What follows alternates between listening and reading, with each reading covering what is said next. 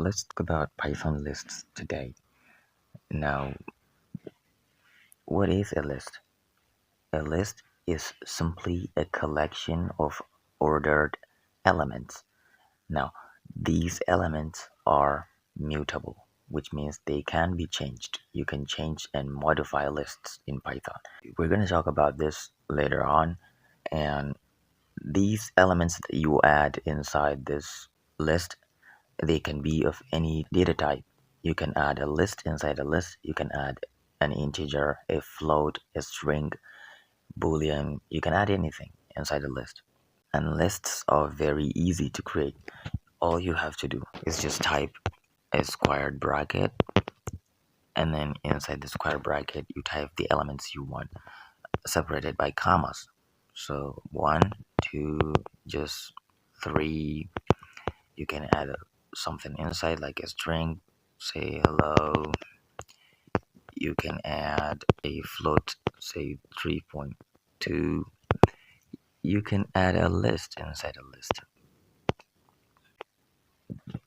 Now this is kind of long, so it wraps down to a second line, but I think you can see, you can understand. Here it goes. The second list starts from here and then ends here, the inner list, the nested list. Okay, so you can totally do this. You can add a list inside a list. Okay, let's put it inside a variable, say items. Oh, I forgot. Okay, no problem. Let's say items and then paste this thing. I forgot there's gotta be some comma, some this thing here. So that's why we had this error. Okay, now if I say this, nothing happened because we are on the right track. Now here I've added 1, 2, 3, and then hello.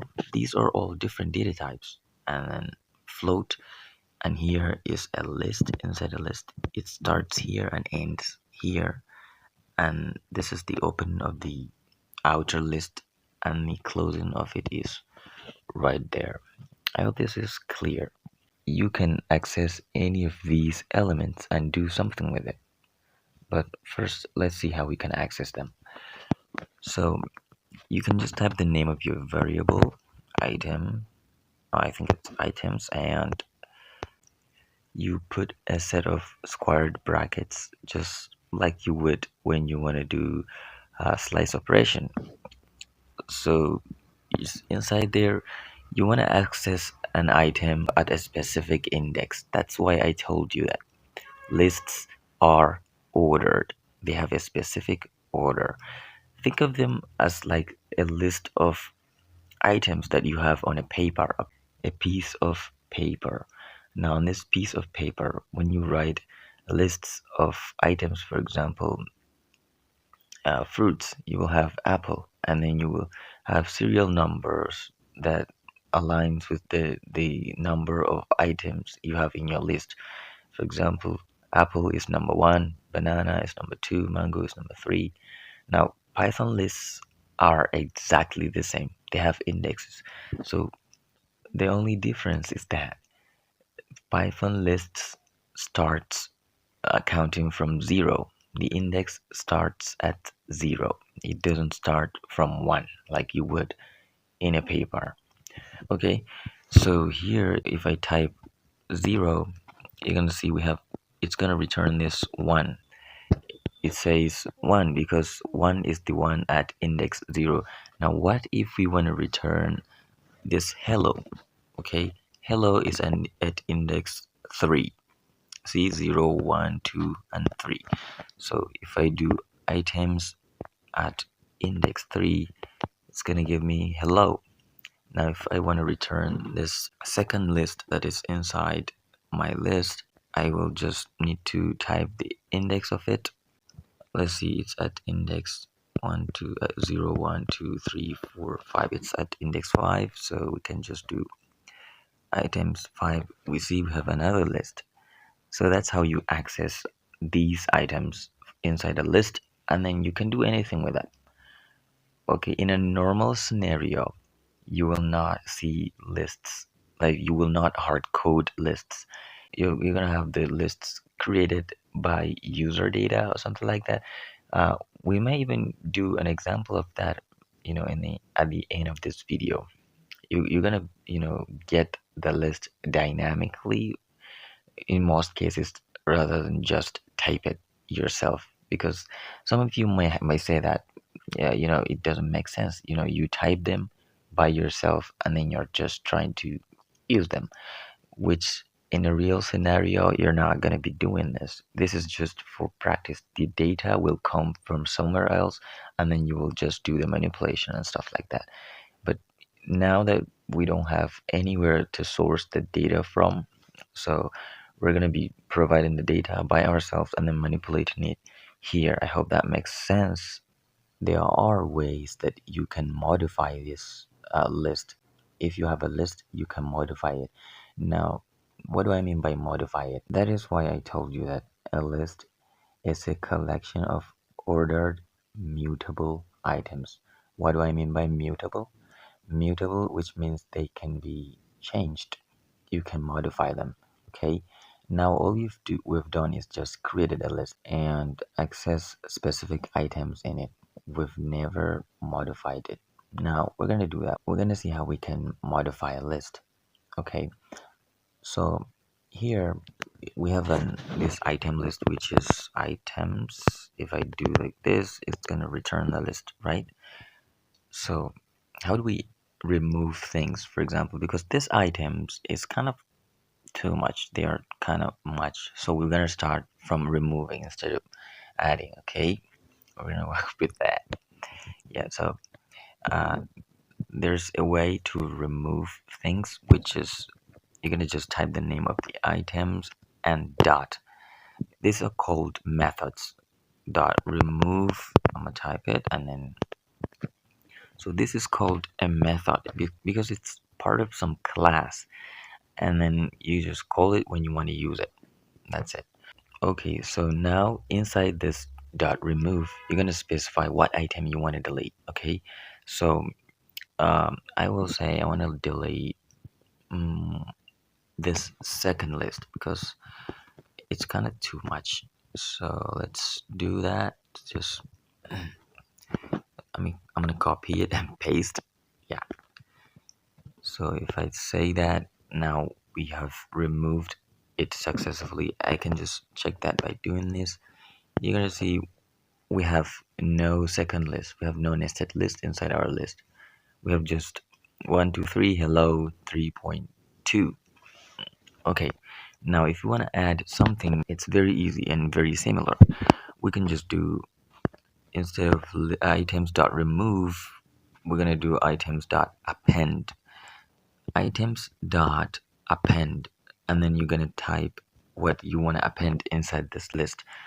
Um, Basically, when you use the dot append method, it just inserts the item you want to add at the end. I'm gonna show you. So we're gonna say true. We want to add a boolean value inside. We will say true. So if I now print the items list, we're gonna see we have true at the end of the list.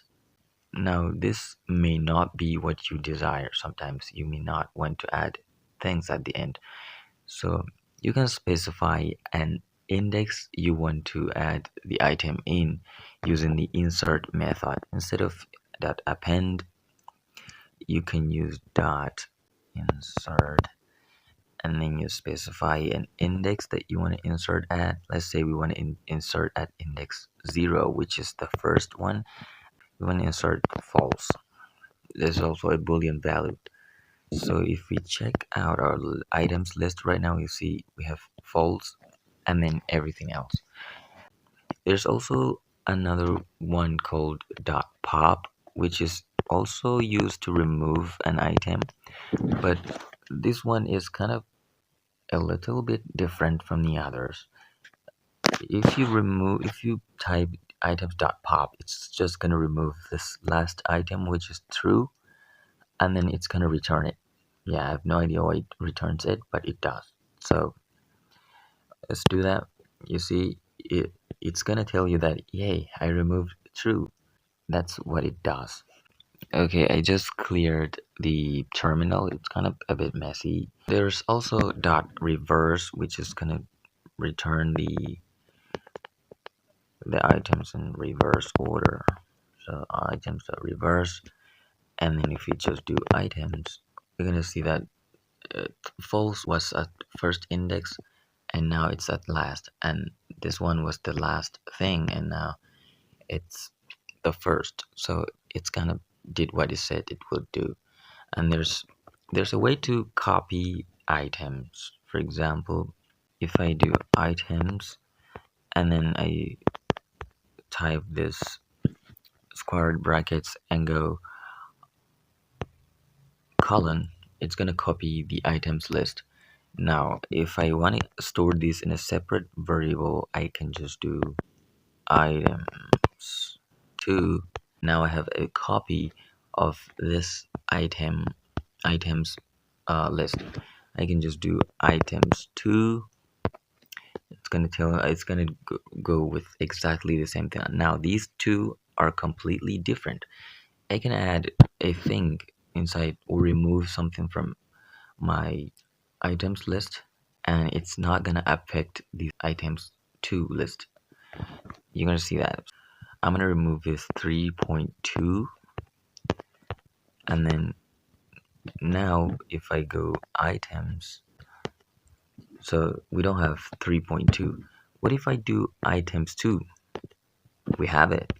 So these two are completely different, but I copied the first list and stored it inside the second items list, and then there we go.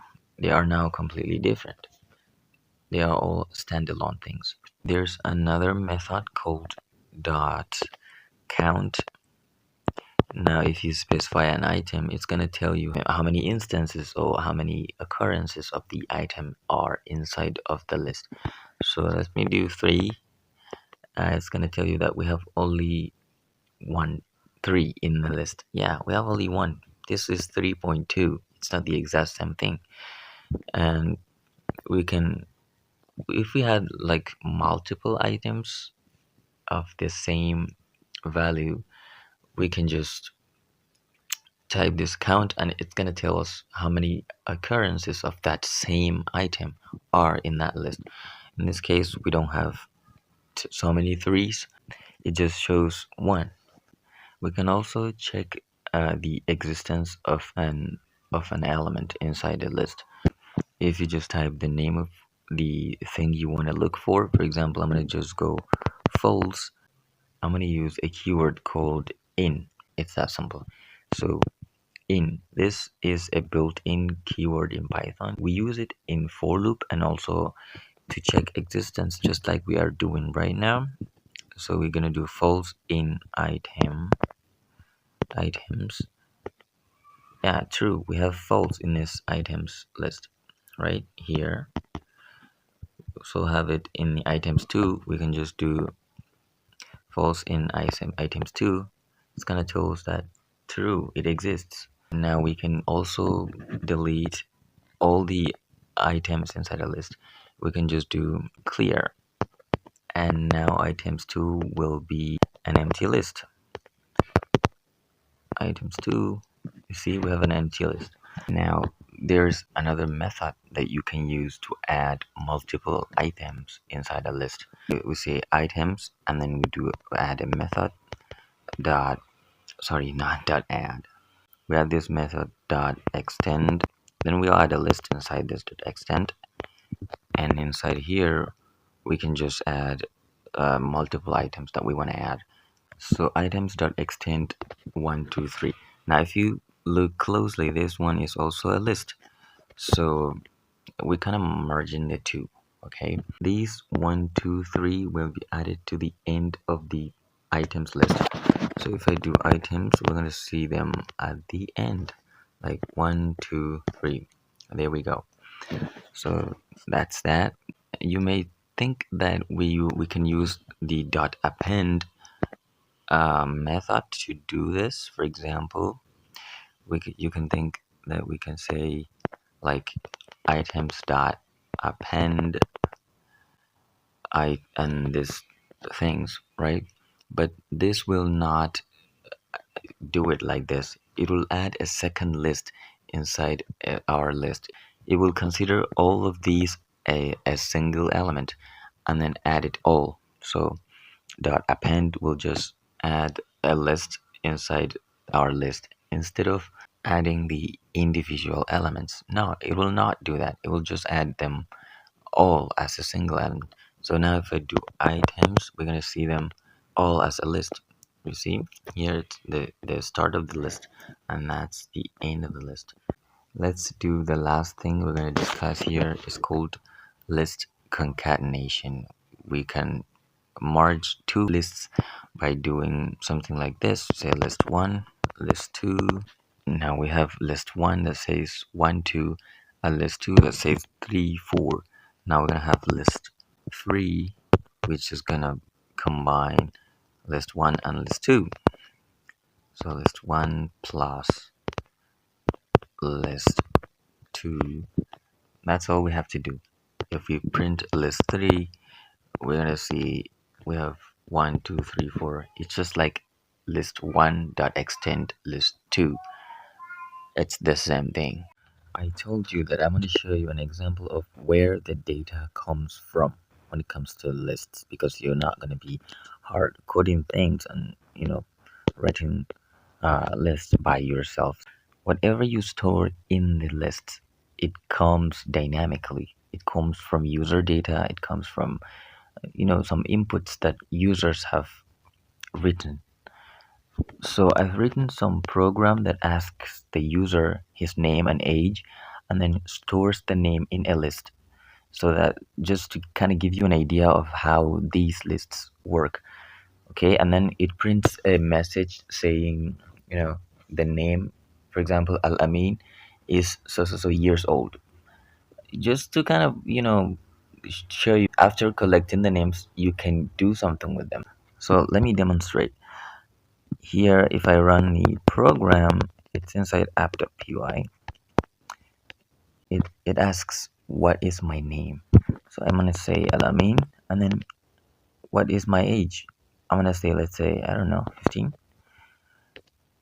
And then it prints something like Alamin is 15 years old. And then it asks if I want to run the program again. This is because I added a while loop. I'm not going to show you the program because it's going to get too long, the video, and we're not talking about algorithms or something like that. So I'm going to say yes to add another name. And what is my name? Say Ali. And then I'm 13. Okay, 23. That's also good. And then if I type no here, or I just didn't type anything, the program will terminate. So here I go. So it shows the names that I've written as collected names. So I have Al Amin and Ali. So that means now I have collected some names and then used them. So the point is, the names are stored inside a list, and you can do all sorts of things after getting these names. You can append other names, you can remove some of them, you can extend another list somewhere else, and stuff like that. So that's how data comes and how you can use it. Yeah. So if you enjoyed this content, give me a thumbs up and subscribe to this channel. It really helps the algorithm. So I'm gonna see you in the next video.